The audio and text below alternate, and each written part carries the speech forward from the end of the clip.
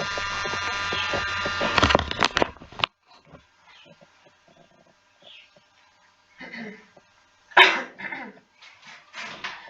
the name of Allah Almighty, who is most beneficent and most merciful.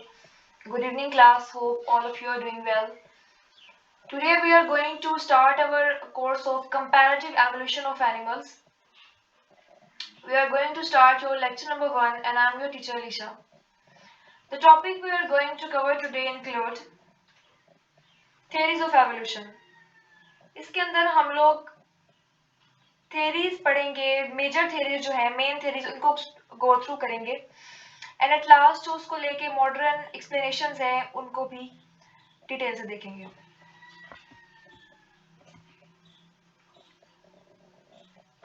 सबसे पहले अपनी introduction slide पे आ जाते हैं. सबसे पहले तो हमें पता होना चाहिए कि एवोल्यूशन क्या है. एवोल्यूशन बेसिकली एक तब्दीली, एक चेंज का नाम है जो किसी भी पॉपुलेशन में ओवर टाइम ग्रेजुअली आती है और जेनेटिक लेवल चेंज है. ये जो हम लाइफ की इतनी सारी डिफरेंट फॉर्म देख रहे हैं, जो हम इतनी सारी बायोडाइवर्सिटी देख रहे हैं, bio means life and diversity mean different forms, ये जो हम इतनी सारी डिफरेंट फॉर्म्स देख रहे हैं that are because of evolution according to science. Science के मुताबिक जितनी भी बायोडाइवर्सिटी है, सिंपल ऑर्गेनिज्म से एक कॉम्प्लेक्स ऑर्गेनिज्म का बनना, ये सब जो है वो एवोल्यूशन की वजह से है. अगर आपको याद हो तो आपके बीएससी के कोर्स में इनवर्टिब्रेट डाइवर्सिटी पेपर बी में आपने स्टडी किया था फर्स्ट चैप्टर के अंदर कि सबसे पहले जो है वो एक सिंपल ऑर्गेनिज्म लाइफ के ऊपर आया. एक सिंपल लाइफ जो है वो अर्थ के ऊपर स्टार्ट हुई. यूकैरिया बने यू बैक्टीरिया से, ठीक है, यानी कि प्रोकैरियोटिक ऑर्गेनिज्म से पहले यूनिसेलुलर ऑर्गेनिज्म बना. उस यूनिसेलुलर ऑर्गेनिज्म के पास जो है वो ग्रेजुअली वो मल्टीसेलुलर हुआ. फिर मल्टीसेलुलर होने के साथ साथ उसने अपने अंदर ऑर्गन्स डेवलप करना शुरू किए, अपने अंदर मॉडिफाइड स्ट्रक्चर्स डेवलप करना शुरू किए और वो स्ट्रक्चर वक्त के साथ साथ मजीद मॉडिफाई होते गए, मजीद कॉम्प्लेक्स होते गए, कॉम्प्लेक्स ऑर्गेनिज्म बना. यानी कि एक सिंपल ऑर्गेनिज्म से बिल्कुल एक बिना न्यूक्लियस के सेल से लाइफ शुरू हुई. इस सारे प्रोसेस को एवोल्यूशन कहते हैं.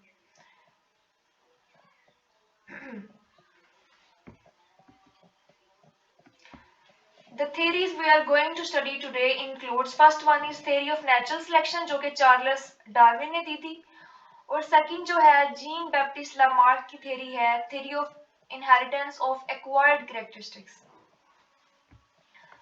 फर्स्ट ऑफ ऑल हम लोग बैप्टिस्ट की देखेंगे, देन हम लोग डार्विन पे जाएंगे. जीन बैप्टिस्ट जो है उसने अर्ली 19 के अंदर जो है ना सेंचुरी में अपनी एक्सप्लेनेशन दी थी. इसमें वो एक्सप्लेन करते हैं कि एक ऑर्गेनिज्म अपने लाइफ के एक्सपीरियंस की वजह से जो ट्रेट अपने अंदर डेवलप करता है वो ऑटोमेटिक जो है उसकी नेक्स्ट जनरेशन में ट्रांसफर हो जाता है. इसके अंदर उन्होंने कोई जीनेटिक कॉन्सेप्ट नहीं दिया था कि जीन एग्जिस्ट करती है, किसी जेनेटिक जीन की वजह से वो चेंज ट्रांसफर होगा, ऐसा कोई एक्सप्लेन नहीं किया. Just it was explain that कि डायरेक्ट ट्रांसफर था वो. यानी कि अगर एक ऑर्गेनिज्म अपने अंदर कोई फीचर डेवलप करता है, उसको एक्वायर करता है अपनी लाइफ में, तो वो डायरेक्टली उसकी ऑफस्प्रिंग में जो है वो देखने में मिलेगा. इसके अंदर मशहूर ज़माना जो है वो आप लोग पहले पढ़ चुके होंगे. जिराफ की एग्जांपल है. Here you can see in the image. First giraffe जो है उसकी नेक छोटी है. इसमें वो एक्सप्लेन करते हैं कि जिराफ जो है उसके पास छोटी नेक थी, ठीक है, और फूड जो था वो टॉल ट्रीज पे एक्सेस करने के लिए उसने अपनी गर्दन को स्ट्रेच करना शुरू किया. जब उसने अपनी गर्दन को मल्टीपल जनरेशन तक जो जिराफ था वो अपनी गर्दन को स्ट्रेच करता रहा, जिसकी वजह से ऑटोमेटिक ऐसी जनरेशन आई जिसके पास लॉन्ग नेक थी, ठीक है. यानी कि डायरेक्ट ट्रांसफर, और जो डायरेक्ट ट्रांसफर है वो कभी भी पॉसिबल नहीं है, क्योंकि एक ऑर्गेनिज्म का फीचर दूसरे ऑर्गेनिज्म में ट्रांसफर होने के लिए जेनेटिकली उस ट्रेट का जेनेटिक डाटा में मौजूद होना जरूरी है. मिसाल के तौर पे अगर आप एक इंसान की जो एग्जांपल है, अगर एक पर्सन है उसने अपने एफर्ट के साथ अपने जो बाइसेप्स हैं उनको स्ट्रॉन्ग किए, ठीक है, उसकी स्ट्रॉन्ग मसल्स है, उसने अपने मसल्स को बिल्ड अप किया, तो कभी भी उसकी नेक्स्ट जनरेशन में वो स्ट्रॉन्ग मसल्स ट्रांसफर नहीं होंगे. क्योंकि वो उसके जेनेटिक डाटा में नहीं था, उसने बाद में अपनी पर्सनल एक्सपीरियंस से, अपनी एफर्ट से उसको डेवलप किया, वो कभी भी नेक्स्ट जनरेशन में ट्रांसफर नहीं होगा। जो इस तरह से इसकी जो थ्योरी है उसमें एक्सप्लेन किया गया कि अक्वायर्ड कैरेक्टर, जो भी एक इंसान अपने पर्सनल एक्सपीरियंस की वजह से कोई भी ऑर्गेनिज्म जो ट्रेड गेन करता है वो उसकी नेक्स्ट जनरेशन में ट्रांसफर होता है, ठीक है। दैट, और आज हमें पता है कि ऐसा कभी नहीं होता, क्योंकि सोमैटिक सेल्स जो है उनका रोल नहीं होता कैरेक्टर्स को ट्रांसफर करने में, लिहाजा एक्वायर्ड कैरेक्टर्स कभी भी ट्रांसफर नहीं होते।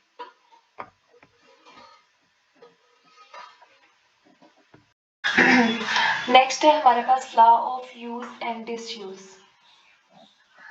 इसमें लामार्क एक्सप्लेन करते हैं कि अगर एक ऑर्गेनिज्म, अगर एक एनिमल अपने किसी बॉडी पार्ट को, किसी फिजिकल फीचर को ज्यादा यूज करता है तो वो ज्यादा स्ट्रेंथ होता जाएगा, ज्यादा मजबूत होगा। जाहिर है उस जानवर को उसकी जरूरत ज्यादा है, ठीक है, तो तभी वो ज्यादा इस्तेमाल कर रहा है। अगर वो उसको ज्यादा इस्तेमाल कर रहा है तो फिर नेचर क्या करेगी, उसको उतना ही ज्यादा स्ट्रेंथन कर देगी उस फीचर को, ताकि उस ऑर्गेनिज्म के लिए लाइफ ज्यादा इजी हो सके, ज्यादा वो इन्वायरमेंट के अंदर फिट हो सके।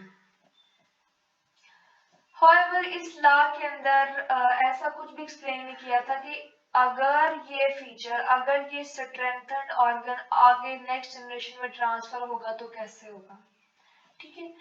Just the concept was given at that time. अब अगर हम इसको एक एग्जांपल से पढ़ें तो ज्यादा अच्छा समझ आएगा। हम एग्जांपल ले रहे हैं अपेंडिक्स की। मे भी कुछ बच्चों के जहन में आए व्हाट इज अपेंडिक्स, ठीक है, तो हम उसे जरा रिवाइज कर लेते हैं।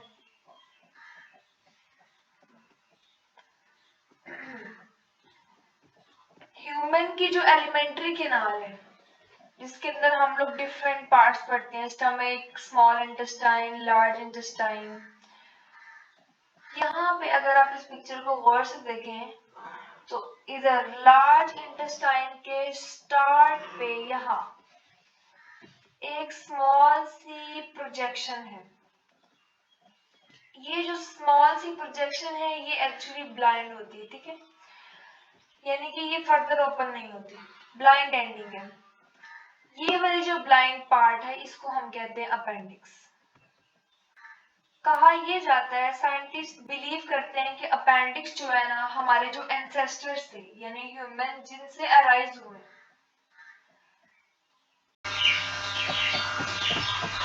वो जो एंसेस्टर्स थे वो ज्यादा रिलाई कर रहे थे फाइब्रस प्लांट मटेरियल के ऊपर, और उस फाइब्रस प्लांट मटेरियल को डाइजेस्ट करने में जो अपेंडिक्स है वो अपना रोल प्ले कर रही थी।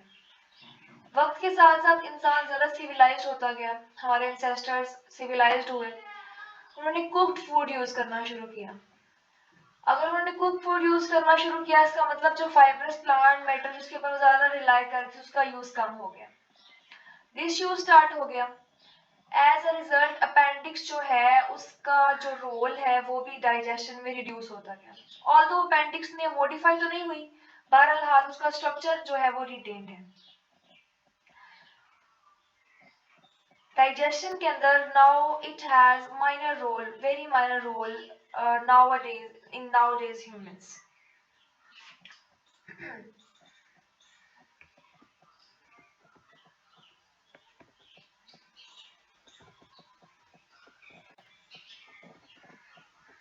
अब बात आती है ऑब्जेक्शंस की। लामार्क की थ्योरी के ऊपर ऑब्जेक्शंस क्यों थी?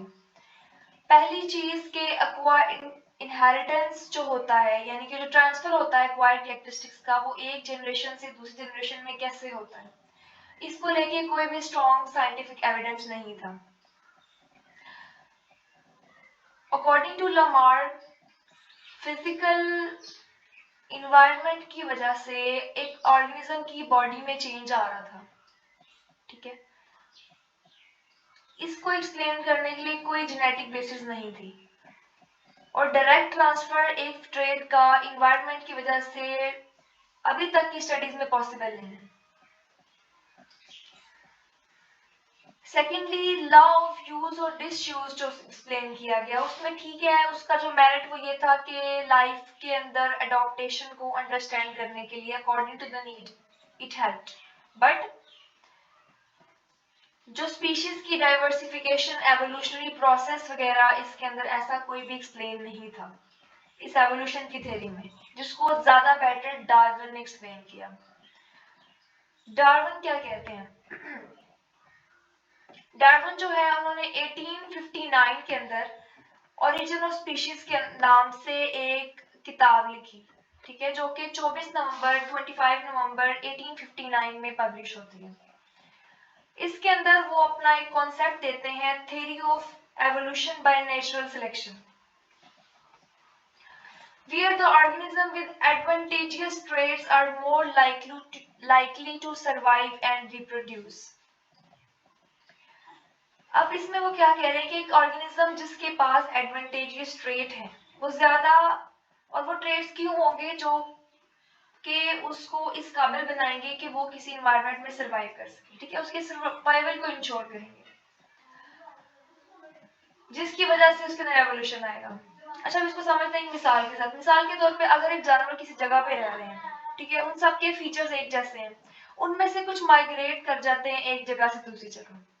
अब उनमें से कुछ माइग्रेट कर गए हैं, अब वो जिस नई एनवायरनमेंट में गए हैं उसके अंदर एडजस्ट करने के लिए उनको न्यू जो है ना वो अपने ऑर्गेनिज्म के अंदर, अपने ऑर्गन्स के अंदर न्यू चेंज चाहिए, ठीक है, एक न्यू अडॉप्टेशन चाहिए ताकि वो जिस नई एनवायरनमेंट में गए हैं उसके अंदर सर्वाइव कर सके।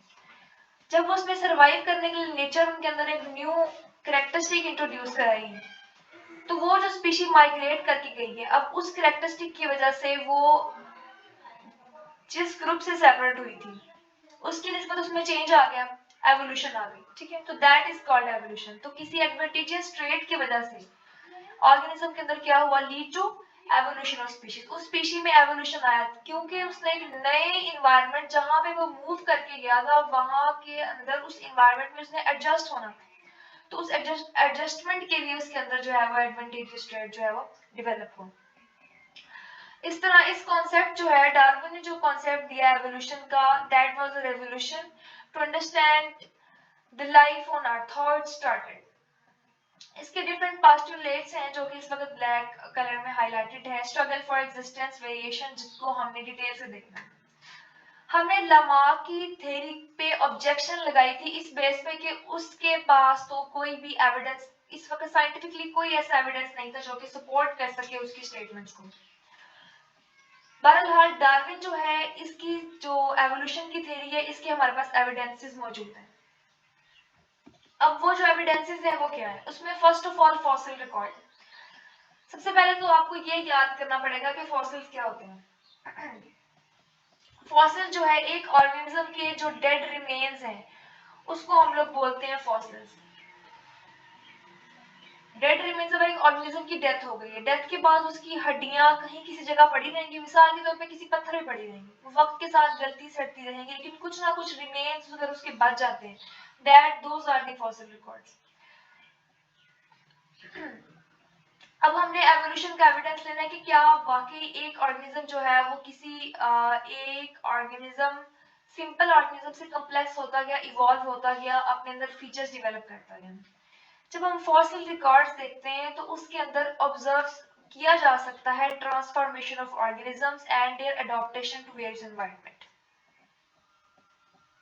कि स्पीशी कैसे वक्त के साथ चेंज हुई, ठीक है, इसके फॉसिल रिकॉर्ड, डेड रिमेन्स मौजूद हैं, जिसको जो कि एक मेजर सॉलिड एविडेंस है। सेकंड जो है वो कंपैरेटिव एनाटॉमी। एनाटॉमी कहते हैं इंटरनल स्ट्रक्चर्स की स्टडी को। जब अगर सिमिलैरिटीज और डिफरेंसेस स्टडी किए जाएं वेरियस ऑर्गेनिजम्स के, तो उसके अंदर भी आपको एवोल्यूशनरी रिलेशनशिप डार्विन जो एक्सप्लेन किया वो आपको देखने में मिलेगा। फॉर एग्जांपल, अब जो लिम्स हैं वो वेल्स के अंदर भी है, बैट्स के अंदर भी है, मैमल्स के अंदर भी है। इन तीनों ऑर्गेनिज्म के अंदर सेम कैरेक्टरिस्टिक है। अगर इन तीनों के पास सेम चीज है, इसका मतलब है कि ये किसी एक एंसेस्टर से हो सकते हैं। डार्विन ने जो बात की है कि किसी एक ट्रेट इन्वायरमेंट में एडजस्ट होने के लिए वक्त के साथ साथ ऑर्गेनिज्म जो है वो मॉडिफाई होते गए, कॉम्प्लेक्स होते गए। अब ये उस बात उसको सपोर्ट कर रही है। अब जो लिम्ब है वो जो वेल, बैट और मैमल तीनों में मौजूद है, इसका मतलब इन तीनों का पीछे से कोई बेसिक एंसेस्टर तो था। It suggest the evolutionary relationship among organisms. Third जो एग्जांपल है वो है बायोजियोग्राफी। जियोग्राफिक डिस्ट्रीब्यूशन जो है कुछ स्पीशीज के क्रॉस द ग्लोब वो भी एक एविडेंस है एवोल्यूशन का। फॉर इंस्टेंस कुछ यूनिक एनिमल्स और प्लांट्स रिमोट आइलैंड जैसे कि न्यूजीलैंड जो है वहां पे फ्लाइटलेस बर्ड्स देखे गए हैं। बर्ड्स तो उमूमन जो है वो फ्लाइट करते हैं, उड़ते हैं, लेकिन वहां पे ऐसे बर्ड्स देखे गए हैं उन्होंने अपने आप को उस आइसोलेट हो गए वहां पे, तो उन्होंने वहां पे उस एनवायरनमेंट के अकॉर्डिंग अपने आप को अडॉप्ट किया and they are now flightless bird. ठीक है, this is also an example of evolution में as compare to mainland species, यानी कि मेनलैंड स्पीशीज जहां से उन्होंने मूव किया था इन आइलैंड्स की तरफ, उन मेनलैंड ऑर्गेनिजम्स के अंदर और इनके अंदर सिमिलैरिटीज मौजूद हैं। ठीक है, इनकी कैरेक्टरिस्टिक्स मिलते हैं, लेकिन जो फ्लाइटलेस बर्ड जो न्यूजीलैंड में देखे गए हैं उनके अंदर कुछ फीचर्स मॉडिफाइड थे। इसका मतलब एवोल्यूशन आया, उन्होंने अपने आप को इवॉल्व किया। ठीक है, तो this is also an example of evolutionary, it also shows evolutionary relationship. अब एक और हमारे पास जो सबूत है एवोल्यूशन का वो है साइंटिफिक एविडेंस, वो है कंपैरेटिव एम्ब्रियोलॉजी। एम्ब्रियोलॉजी तो पता है ना कि एम्ब्रियो कहते हैं, लॉजी कहते हैं स्टडी को, एम्ब्रियो लेवल जो स्टडी होती है ऑर्गेनिज्म की उसको कहते हैं एम्ब्रियोलॉजी। ठीक है, एम्ब्रियो लेवल जब बेबी जो है वो बेबी नहीं बना होता, एक ऑर्गेनिज्म अभी डेवलप नहीं हुआ होता, डेवलपमेंट की स्टेजेस से गुजरता है। ठीक है, जब अर्ली डेवलपमेंटल स्टेजेस स्टडी की गई ऑर्गेनिज्म की तो वहां पे भी सिमिलैरिटीज आई। अब इन मिसाल के तौर पे जो अर्ली स्टेजेस हैं जो डेवलपमेंट की, लाइक 3 to 8 वीक्स जो है जब वो एम्ब्रियो बन रहा होता है,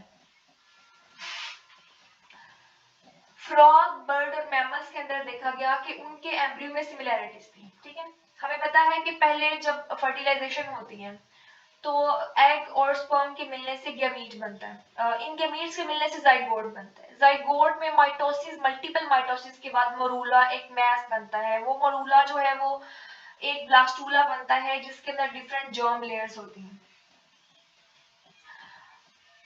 एक्टोडर्म, एंडोडर्म और मेसोडर्म। ठीक है, अब उनमें से हर एक जो है वो डिस्टाइंड होती है डिफरेंट स्ट्रक्चर बनाने की। एक्टोडर्म मिसाल के तौर पे एक्टोडर्म ने एपिडर्मिस बनानी है, एंडोडर्म जो है वो एंडोडर्म जो है वो गैस्ट्रोडर्मिस बनाएगी। अब जो मेसोडर्म है उसमें से एक स्ट्रक्चर बनता है दैट इज नोटोकॉर्ड। ठीक है, 3 एम्ब्रियोनिक लेयर्स है ना, एक्टोडर्म, एंडोडर्म और मेसोडर्म। सब कॉम्प्लेक्स ऑर्गेनिज्म जो है उन्हीं से अराइज हुए हैं।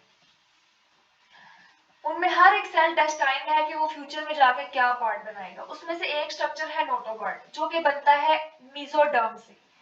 एम्ब्रियोलॉजिकल लेवल पे हमने कहा 3 जो है वो जर्म लेयर्स हैं, एक्टोडर्म, एंडोडर्म और मेसोडर्म। उनमें से एक से बनेगा नोटोकॉर्ड। नोटोकॉर्ड जो है एक अर्ली स्ट्रक्चर फीचर है जो कि कॉर्डेट के एम्ब्रियोज, जिससे कि हमने कहा फ्रॉग, बर्ड्स और मैमल्स, इनके अंदर देखने मिला। इन तीनों के एम्ब्रियो के अंदर वो चीज है। अगर एक स्ट्रक्चर तीनों एम्ब्रियोज के अंदर है इसका मतलब कि ये तीनों जो बर्ड्स हैं कहीं रिजेंबल करते हैं, इनका कोई एंसेस्टर है। इन सब ने वक्त के साथ साथ अपने अंदर मॉडिफिकेशन लेके आए, अपने अंदर चेंज लेके आए, वक्त के साथ साथ बदलते गए, एवोल्यूशन आया इनके अंदर। नोटोकॉर्ड की यहाँ पे डेफिनेशन है कि बेसिकली एक रॉड लाइक स्ट्रक्चर होता है जो कि इनिशियल सपोर्ट देता है, प्रीकर्सर ऑफ वर्टिकल कॉलम, यानी कि जिसने फ्यूचर में जाके वर्टिकल कॉलम बनाने के लिए डिजाइन होता है। You can see in the diagram. ठीक है, पेपर के अंदर स्केचिंग किया करें, डायग्राम वगैरह बनाया करें, इससे आपका पॉजिटिव इंप्रेशन पड़ता है। कोशिश किया करें ज्यादा से ज्यादा डायग्राम बनाया करें। ठीक है, जरूरी नहीं है आप वहां पे कलर्स लेके बहुत ही खूबसूरती से बनाने बैठ जाएं, एटलीस्ट स्केचिंग करके लेबल कर दिया करें, that gives good impression to examiner. Next अगर हम मूव करें, ये यहाँ पे नोटोकॉर्ड अगर आपको नजर आए तो ये वाला रीजन, ये नोटोकॉर्ड। ठीक है, ये आपकी जो है ना नोटोकॉर्ड का रिप्रेजेंट कर रहा है। अच्छा, नेक्स्ट जो हमारे पास एविडेंस है जो एवोल्यूशन, जो डार्विन की थ्योरी को सपोर्ट करता है, उसके अंदर एक है जी मॉलिक्यूलर बायोलॉजी। हमें पता है कि डीएनए, आरएनए मेजर मॉलिक्यूल्स हैं ऑर्गेनिज्म की बॉडी के। जब इन डीएनए और प्रोटीन वगैरह के सीक्वेंस देखे जाते हैं तो उससे पता लगता है कि ऑर्गेनिज्म के दरमियान एवोल्यूशनरी रिलेशनशिप है। अगर एक ऑर्गेनिज्म का जेनेटिक डाटा जितना ज्यादा मिलता होगा, इसका मतलब कि वो उतना ज्यादा ही क्लोजली रिलेटेड है, ठीक है। अब अगर इंसान का डाटा डीएनए जो है उसकी बेस पेयर कंपेयर किया जाए, हमें पता है ना कि जैसे कि आपकी डायग्राम में नजर आ रहा है कि जो डीएनए है वो guanine, cytosine, thymine different base pair से मिलकर बना होता है। तो जब साइंटिस्ट स्टडी करते हैं अंडरस्टैंड करने के लिए, मिसाल के तौर पे अगर हम ह्यूमंस के डीएनए को और अरेंज किया जाए और साथ में मंकी के किया जाए और थर्डली एक किसी बर्ड का या फिश का डेटा लिया जाए, तो हमारा ज्यादा किससे रिजेंबल करेगा? मंकी से करेगा, ठीक है, अकॉर्डिंग टू साइंस। तो जिसके साथ जितनी ज्यादा सिमिलरिटी है वो इस बात को शो करेगी कि एंसेस्टर सेम था, ठीक है। This is also an example of evidence. Second हम मूव करते हैं बिलो।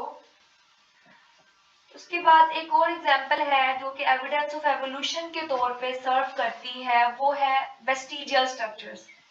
कुछ ऑर्गेनिज्म जो है उनके पास वेस्टिजियल स्ट्रक्चर है that have lost their original function, ठीक है। उनका जो ओरिजिनल फंक्शन है वो तो खत्म हो गया, लेकिन अभी भी वो जेनेटिक कोड में है। फॉर एग्जाम्पल इंसान के पास जो अपेंडिक्स है और जो वेल है, वेल की जो पेल्विक बोन है और कुछ केव डिवेलिंग एनिमल की आईज है are remnants of past adaptation suggesting evolutionary change over time, ठीक है। इन एडॉप्टेशन जो कि पास्ट की एडॉप्टेशन है, इनको देख के अंदाजा होता है, इन वेस्टिजियल स्ट्रक्चर्स को देख के पता लगता है कि एवोल्यूशन आई है, ओके। अगर अब हम कंपैरिजन देखिए लामार्क और डार्विन की थ्योरी में, तो मेन जो ऑब्जेक्शन था वो यही था कि कोई भी स्ट्रॉन्ग एविडेंस नहीं है। लेकिन डार्विन की थ्योरी में हम कह सकते हैं कि डार्विन की theory of natural selection is supported by various evidence. जैसा कि अभी हमने पढ़े, फॉसिल रिकॉर्ड पढ़ा, कंपैरेटिव एनाटॉमी पढ़ी, एम्ब्रियोलॉजी पढ़ी, कंपैरेटिव जो है वो इनके रिजल्ट्स के बाद पता लगता है कि जो डार्विन की जो थ्योरी ऑफ नेचुरल सिलेक्शन है that can be true, there might be chances कि जो उसकी थ्योरी है वो ठीक हो, ठीक है। और लेकिन लामार्क क्योंकि उसका एविडेंस नहीं था, तो that is not that much supported the way Darwin's theory supported, okay। Natural selection जो है फोकस करती है survival reproduction of individual with advantageous trait, यानी कि कौन सर्वाइव करेगा किसी भी नए एनवायरनमेंट में, किसी भी अपने अपने आप को फिट करने के लिए जो जिस ऑर्गेनिज्म के पास एडवांटेजियस ट्रेट होगा वही फिट करेगा, ठीक है। ग्रेजुअल चेंज आएगा उसके अंदर, नई स्पीशीज बनेगी यानी कि एवोल्यूशन आएगा, ठीक है, ताकि वो एनवायरनमेंट के अंदर बेटर एडजस्ट कर सके। ये प्रोसेस जो है एवोल्यूशन का वो हम देख सकते हैं, पैटर्न जो है एवोल्यूशन के देखे जा सकते हैं, लेकिन लामार्क की थ्योरी में को सपोर्ट करने के लिए मॉडर्न साइंटिफिक अंडरस्टैंडिंग के लिए वो लेस फेवर्ड है, ठीक है। वो डिस्कस कर लिया, ऐसा क्यों है, क्योंकि हमारे पास जो है वो एविडेंस नहीं है उसका।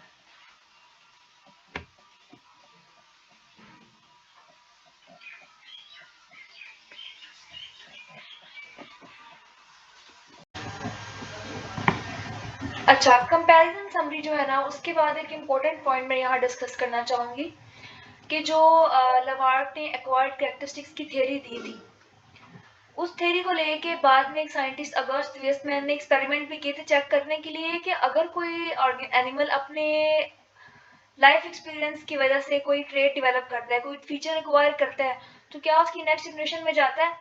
इसके लिए ना उसने कई तकरीबन 21 से जनरेशन के करीब उसने रैट लिए और बार बार उनकी टेल काटी, और लेकिन फिर भी इसके बावजूद जो नेक्स्ट जनरेशन आई थी उसके अंदर कटी हुई टेल नहीं थी। सबके जो ऑफस्प्रिंग थी सबके पास जो टेल थी ना, वो कहीं 19 जनरेशन मेंशन है, कहीं 20, आपको इमेज में 19 जनरेशन नजर आ रहा होगा, बट ये जो कॉन्सेप्ट है ये वेरी करता है, ठीक है। कहीं आपको 19 जनरेशन मिलेगा, कहीं 21, कहीं 22, ठीक है, इन डिफरेंट बुक्स। तो इसमें उसने क्या किया कि देखा कि जो भी ऑफस्प्रिंग आ रही थी ना, सबके पास टेल थी।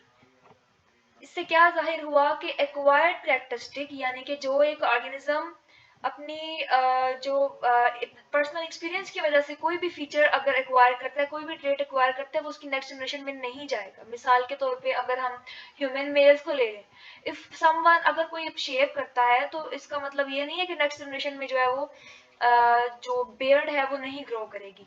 ठीक है, तो अगर कोई सिंगिंग सीखता है, ठीक है, अगर कोई ह्यूमन बीइंग अपनी लाइफ में सिंगिंग सीखता है, वो उसका एक्वायर्ड फीचर है, उसने खुद सीखा अपनी लाइफ में, पर्सनल एक्सपीरियंस से सीखा, और बाद में वो उसकी नेक्स्ट जनरेशन में नहीं ट्रांसफर होगा। नेक्स्ट जनरेशन में वही ट्रांसफर होगा जो कि जेनेटिक डाटा में है। इस जो अगस्त वेस्टमैन है, इसने भी सोमेटोप्लाज्म और जर्म प्लाज्म का कॉन्सेप्ट दिया था कि जर्म प्लाज्म के थ्रू डेटा ट्रांसफर होता है। हमें पता है ना, हमारी बॉडी में सोमैटिक सेल भी होते हैं, जर्म सेल्स भी होते हैं।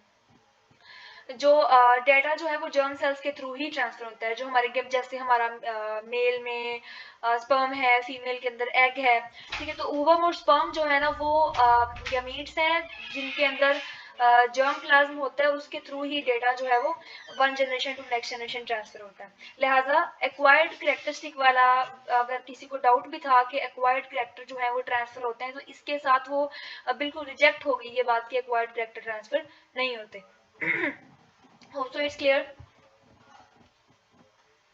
ठीक है, जो मेन पोस्टुलेट्स हैं इसके अंदर हम लोगों ने देखना है कि जो डार्विन ने स्पीशीएशन का कॉन्सेप्ट दिया है कि जो नई स्पीशी बनती है, जो एवोल्यूशन आता है, ठीक है, इसमें मेन पॉइंट्स क्या हमने उसको देखना है। जब डार्विन समुद्री सफर पे गया था तो उसने देखा था कि एक ही तरह की स्पीशी के अंदर वेरिएशन है। ठीक है, मिसाल के तौर पे अगर उसने करीब करीब में जो इलाके थे, जिनके जो पास पास वाले एरियाज थे, जिनमें थोड़े ही जो है वो डिस्टेंस था, उनके अंदर पाए जाने वाली स्पीशीज तो सेम थी, मिसाल के तौर पर टॉर्टाइज, फिंचेस, लेकिन उनके कैरेक्टरिस्टिक में कहीं ना कहीं डिफरेंस था। तो उसने देखा कि ये डिफरेंस क्यों है, ये इसके अंदर जो एवोल्यूशन आई है, चेंज आया, वो क्यों आया। ठीक है, वो इसलिए था कि हर स्पीशी ने जिस इन्वायरमेंट में वो रहती थी ना, उसके अकॉर्डिंग अपने आप को एडजस्ट किया हुआ था, इसलिए वो चेंज था। तो हम उसको जरा पॉइंट्स को जरा इलेबोरेट करते हैं, जरा देखते हैं।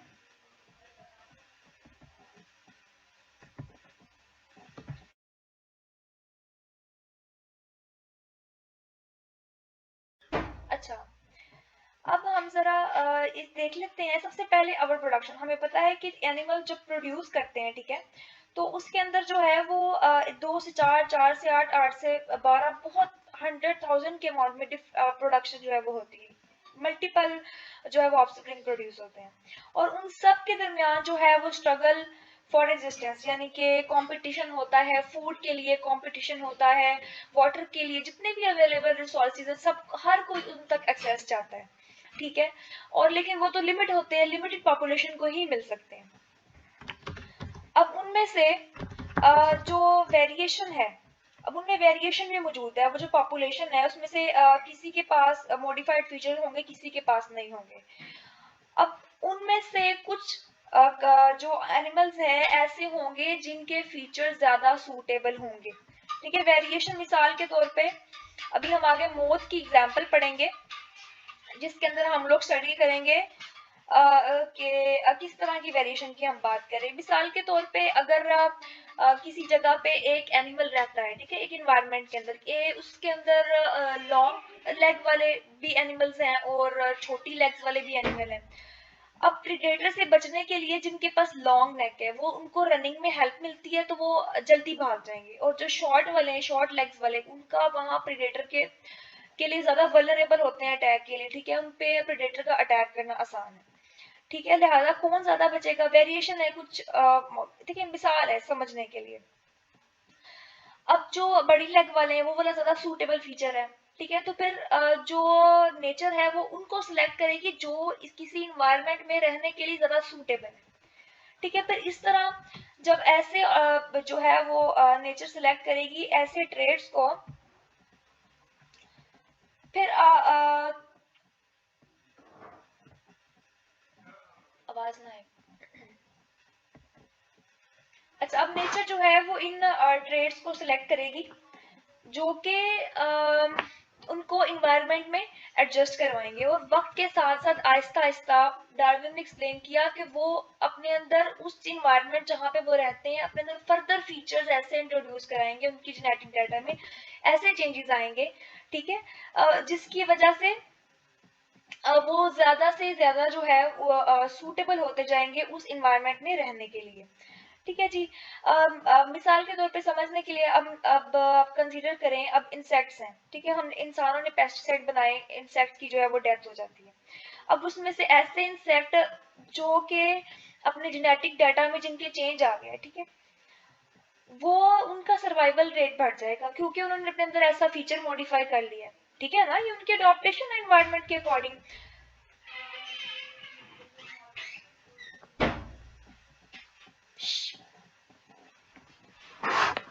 तो अब जो उन्होंने ट्रेट अब उनकी जो डाटा में आया है, ठीक है, ये कोई ऐसा एक्वायर्ड ट्रेट नहीं है कि जो जेनेटिक लेवल पे नहीं था, जैसा कि हमने पहले जिराफ के बारे में पढ़ा और हमने वो गिटार वाली एग्जांपल समझी, उसके अंदर जो था वो जेनेटिक लेवल चेंज नहीं था। यहाँ पे इन्वायरमेंट इफेक्ट कर रहा है और ऑर्गेनिज्म ने अगर कोई ट्रेट एक्वायर किया है तो उसके अंदर वो जेनेटिक लेवल चेंज है, ठीक है ना।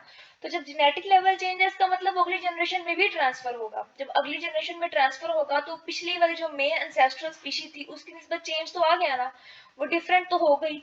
तो फिर इसका मतलब एक नई स्पीशी के अंदर जो है ना वो नए ट्रेड्स आए जिसने एक नई स्पीशी को इवॉल्व किया, इसको कहते हैं एवोल्यूशन का प्रोसेस। ठीक है जी। ये सारा जो है वो मेन पॉइंट्स है डार्विन की थ्योरी के। यहाँ पे हमने देखा कि अभी हमने जो बात की है उसको अगर मैं समराइज करूं तो सबसे पहले हमने अवर प्रोडक्शन देखी, ठीक है, उसके बाद सबने स्ट्रगल करना शुरू किया, उसके अंदर वेरिएशन भी थी और जो सूटेबल वाले थे उनको नेचर ने सिलेक्ट किया, फिर उन्होंने सर्वाइव किया, जेनेटिक लेवल चेंज आया जो कि ट्रांसफर भी हो सकता था जिसकी वजह से जी हमारे पास एक नई स्पीशी आई। ठीक हो गया। अब यहाँ पे साइड में मैंने एक मोथ की एग्जांपल लिखी हुई है, ठीक है। जब इंडस्ट्रीज नहीं बनी थी, समझने के लिए, जब इंडस्ट्रीज नहीं बनी थी, ठीक है, उस वक्त ना दरख्तों के ऊपर लाइट कलर की लाइकन थी, ठीक है। लाइकन जो है वो हल्के रंग की होती है जिसके अंदर जो लाइट कलर की मोथ है उसका छुपना आसान था, बर्ड से बचना आसान था।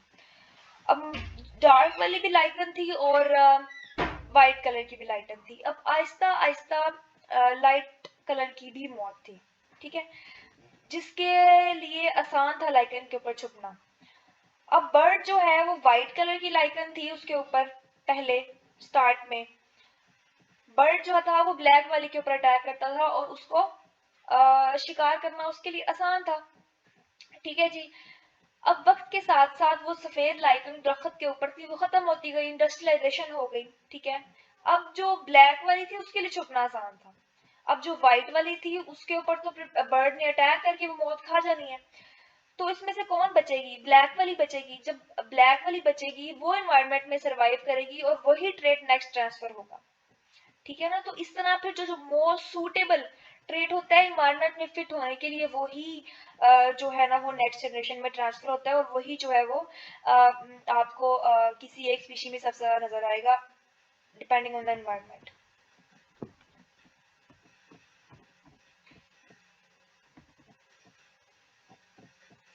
अच्छा, अब हमने डार्विन की जो थ्योरी, डार्विन ने ये तो बता दिया कि उसके अंदर चेंज आएगा, स्पीशिएशन होगी और एक नई स्पीशी बनेगी, सर्वाइवल ऑफ फिटेस्ट होगा, नेचर सेलेक्ट करेगी, ठीक है। लेकिन उसने ये नहीं बताया कि उसने इस चेंज के बारे में डिटेल एक्सप्लेनेशन नहीं दी, वो एक लिमिटेड फैक्टर है।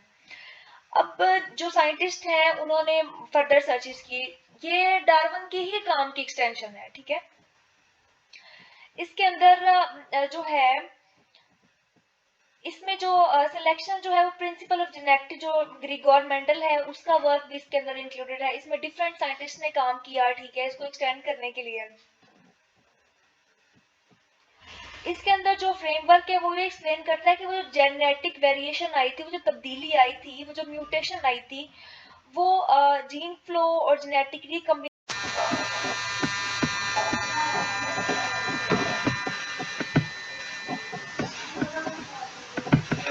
Genetic variation is foundation of evolutionary process. Evolutionary process की जो फाउंडेशन है, जो बेस है, बेसिकली वो क्या है? बेस ही जनाब जेनेटिक वेरिएशन है। ओके हो गया। अब जो जीन में चेंज आएगा उसकी मल्टीपल रीजन हो सकती है। First of all that can be mutation, ठीक है जी। अब किसी भी ऑर्गेनिज्म के डीएनए के अंदर अगर कोई स्पॉन्टेनियस चेंज आता है जिसकी वजह से उसकी जो उसके अंदर एक नया ट्रेट डेवलप होता है, तो दैट वुड बी म्यूटेशन। अब वो जो म्यूटेशन, वो जो चेंज आया है उसके अंदर, वो उसके हक में बेनिफिशियल भी हो सकता है और उसके लिए डेट्रीमेंटल भी हो सकता है, यानी नुकसानदेह भी हो सकता है।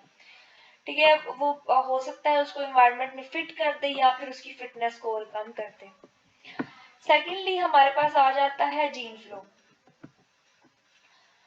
जीन फ्लो की अगर बात करें तो अगर एक्सचेंज हो जेनेटिक मटेरियल का माइग्रेशन की वजह से या फिर इंटरब्रीडिंग की वजह से, दैट इज जीन फ्लो। अब जीन फ्लो की वजह से भी क्या होगा, नया डाटा पॉपुलेशन के अंदर इंट्रोड्यूस होगा। उसके बाद अलावा जो हमारे पास थर्ड पॉइंट है, दैट इज जेनेटिक रिकॉम्बिनेशन। और ये कैसे होगा, अगर शफलिंग होती है, शफलिंग होती है हमारे पास, ये येलो वाला तो नजर ही नहीं आ रहा, ब्लू कर लेते हैं। अगर हमारे पास शफलिंग होती है जेनेटिक मटेरियल की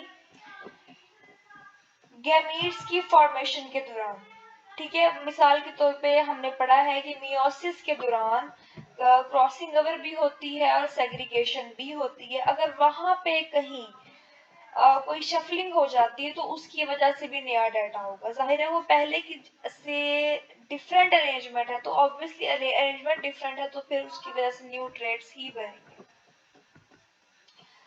नेक्स्ट हमारे पास आता है जेनेटिक ड्रिफ्ट। जेनेटिक ड्रिफ्ट जो है वो रैंडम चेंज होता है एलील की फ्रीक्वेंसी में। एलील पता है ना, किसी भी एक जीन की अल्टरनेटिव फॉर्म्स, ठीक है, किसी एक जो दोनों किसी एक फीचर के लिए काम करती है। मिसाल के तौर पर जिस तरह भी ये क्रोमोसोम के ऊपर सेम लोकेशन के ऊपर कैपिटल बी स्मॉल बी, ये दो एलील्स हैं जो किसी एक ट्रेट के लिए काम कर रही हैं। हो सकता है ये आई कलर के लिए काम कर रही हूँ, हो सकता है ये लिसनिंग के लिए काम कर रही हूँ, ठीक है, लेकिन दोनों का काम एक ही है, बहरहाल एक ही जीन की दो अल्टरनेटिव फॉर्म्स हैं। अब ये जो जेनेटिक ड्रिफ्ट है ये ज्यादा सिग्निफिकेंट होती है छोटी पॉपुलेशन के अंदर, और जो लार्ज पॉपुलेशन है उसमें इसका कोई इतना इफेक्ट नहीं होता।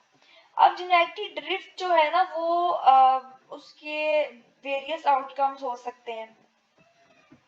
मिसाल के तौर पे बॉटल नेक इफेक्ट, ठीक है जी, ये बॉटल नेक इफेक्ट जैसा कि आपको दिख भी रहा है, अगर बहुत ज्यादा किसी एक पॉपुलेशन के साइज में रिडक्शन होती है तो उससे क्या होगा कि जो एलील्स रेयर होंगी वो तो फिर खत्म हो जाएंगी, क्योंकि बहुत ज्यादा पॉपुलेशन खत्म हो गया, तो ऐसी बहुत सी ऑर्गेनिजम्स होंगे जिनके पास रेयर एलील्स थी। अब वो जो रेयर एलील्स थी वो तो लॉस्ट हो गई, तो उनके लॉस्ट होने की वजह से, जिससे कि आपको ये डायग्राम में नजर आ रही है, बॉटल के अंदर ओरिजिनल पॉपुलेशन थी, ठीक है जी, इसके अंदर से सिर्फ कुछ जो है वो ही सरवाइव की, ये सर्वाइविंग पॉपुलेशन सिर्फ इतनी सी है, तो इसका मतलब इसके अलावा जो बहुत से एलियंस थे वो लॉस्ट हो जाएंगे, ठीक है, तो इस that would be due to genetic drift. Secondly हमारे पास आ जाता है फाउंडर इफेक्ट। फाउंडर इफेक्ट क्या कहता है कि अगर स्मॉल ग्रुप ऑफ इंडिविजुअल्स, अगर स्मॉल ग्रुप ऑफ इंडिविजुअल जो है वो किसी एक जगह जाकर नई पॉपुलेशन बना लेते हैं, तो उनके पास जो है वो नया जेनेटिक डाटा होगा जो कि न्यू पॉपुलेशन के पास जो डाटा होगा वो उनके एंसेस्टर से डिफरेंट होगा। मिसाल के तौर पे अब आप ये देखें, ये वाली जो आपकी डायग्राम में मदर पॉपुलेशन नजर आ रही है, इसके अंदर से कुछ जो है वो यहाँ मूव कर गई, ठीक है, न्यू पॉपुलेशन यहाँ मूव कर गई। अब आप देखें कि इसके न्यू पॉपुलेशन के पास जो कुछ फीचर्स होंगे वो मदर पॉपुलेशन से जो है वो डिफरेंट होंगे, ठीक है, दिस इज फाउंडर इफेक्ट। और इसकी वजह से क्या होगा, एलील की फ्रीक्वेंसी में चेंज आएगा। लास्ट जेनेटिक वेरिएशन के लिए जो हम फैक्टर्स पढ़ रहे हैं जी, उसके अंदर है हाइब्रिडाइजेशन। हाइब्रिडाइजेशन क्या होता है कि एक ऐसा प्रोसेस तब जो ऐसी दो स्पीशीज में ब्रीडिंग हो, इंटरब्रीडिंग हो, जो कि जेनेटिकली डिस्टिंक्ट पॉपुलेशन है, ठीक है, मिसाल के तौर पे साइंटिस्ट बिलीव करते हैं कि अभी जो हम लोग हॉर्स देख रहे हैं, ठीक है, जो करंट डे हॉर्स है हमारे पास, वो कहाँ से निकला, वो बेसिकली एवोल्यूशन है। हम जो हॉर्स के एंसेस्टर को अगर स्टडी किया जाए तो उसके अंदर मिसोजोनिक एक एनिमल थे जो कि मल्टी टोड थे, उनके जो टोज थे वो उनके पास मल्टीपल टोज थे और वो स्मॉल थे। उनका नाम है जी इयोहिपस और हायराकोथीरियम। ये तकरीबन 55 मिलियन ईयर्स तक रहे। ठीक है, आज से 55 मिलियन ईयर्स अगो ये लाइफ थी इनकी, ये जिंदा थे, अर्थ पे एग्जिस्टेंस थी इनकी। फिर उसके बाद मल्टीपल हाइब्रिडाइजेशन की वजह से उन एनिमल्स के दरमियान क्या हुआ कि एक नया स्पीशी इवॉल्व हुई। उसका जो अभी हम करंट डे हॉर्स देख रहे हैं ये उसी इयोहिपस की जनरेशन है। और ये क्यों बनी? हाइब्रिडाइजेशन की वजह से बनी। और हाइब्रिडाइजेशन क्या होता है? जब दो जेनेटिकली डिस्टिंक्ट पॉपुलेशन या स्पीशीज इंटरब्रीड करती हैं तो दैट इज हाइब्रिडाइजेशन। तो ये जो हाइब्रिडाइजेशन होगी that would also lead to genetic variation. इससे भी हमारे पास क्या होगा? जेनेटिक वेरिएशन आएगी। ठीक है जी, तो ये था आपका आज का टॉपिक जिसके अंदर आपने थ्योरीज ऑफ एवोल्यूशन पढ़ी, उसके अंदर आपने लामार्क की थ्योरी पढ़ी जिसमें उसने एक्वायर्ड कैरेक्टरिस्टिक के बारे में कहा, जिसको बाद में अगस्त वीएसमैन ने अपने एक्सपेरिमेंट से प्रूव भी किया कि एक्वायर्ड फीचर ट्रांसफर नहीं होते सोमैटोप्लाज्म के थ्रू, जर्म प्लाज्म में ट्रांसफर होते हैं। हाँ, अगर एक एनिमल ने अपने अंदर वो फीचर डेवलप किया है जेनेटिक लेवल पे, अगर इन्वायरमेंट इफेक्ट कर भी रहा है लेकिन वो जेनेटिक लेवल पे चेंज है तो ही वो नेक्स्ट ट्रांसफर होगा। अदरवाइज एक्सपीरियंस कोई भी या कोई भी एक्वायर्ड फीचर नेक्स्ट जनरेशन में ट्रांसफर नहीं होगा। ठीक है जी, उसके बाद हमने डार्विन की थ्योरी पढ़ी जिसके अंदर हमने उसके एविडेंसेस भी मौजूद थे, हमने उसकी एनाटॉमी कंपेयर की, मॉलिक्यूलर लेवल पे उसको स्टडी किया, एविडेंसेस देखे हमने उसके। एविडेंसेस के बाद हमने उसके पोस्टुलेट्स देखे। पोस्टुलेट्स के अंदर हम लोगों ने देखा उसके जो मेन पॉइंट्स थे कि कैसे स्पीशिएशन का प्रोसेस होता है। स्पीशिएशन के प्रोसेस के बाद जो है वो हमने देखा कि जो मॉडर्न थ्योरी है, जो सिंथेटिक थ्योरी है वो क्या एक्सप्लेन करती है। एक्सक्यूज मी, ये प्लीज अपनी आवाज कम करें।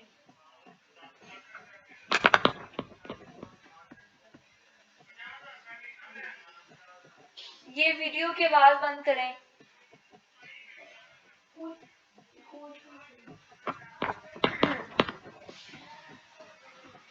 Sorry for the disturbance class. इसके अंदर नेक्स्ट क्या होगा? अच्छा जी, हम कहाँ पे बात कर रहे थे? हम बात कर रहे थे हाइब्रिडाइजेशन पे थे हम लोग। हमने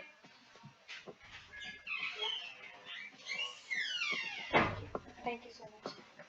हमने जो है वो उसके एविडेंसेस देखे, हमने उसके पोस्टुलेट्स की बात की जिसके अंदर हमने देखा स्पीशिएशन का प्रोसेस कैसे होता है। देन हमने एक्सटेंशन देखी जिसको हम सिंथेटिक थ्योरी कहते हैं, मॉडर्न थ्योरी कहते हैं, जिसके अंदर हम लोगों ने क्या देखा है जी कि एक जो ऑर्गेनिज्म है अगर वो उसके अंदर चेंज आ रहा है तो उसके क्या रीजन हैं, जिसको डार्विन ने एक्सप्लेन नहीं किया था। वो डार्विन की थ्योरी की लिमिटेशन के तौर पे भी अगर आपको क्वेश्चन आए तो आप उसकी डिटेल में ये आंसर लिख सकते हैं। ठीक है, जो कि एक मॉडर्न थ्योरी है जिसको सिंथेटिक थ्योरी भी कहा जाता है। So this was a whole for today. Hope so it's clear and good luck till next lecture. Take care, अल्लाह हाफिज।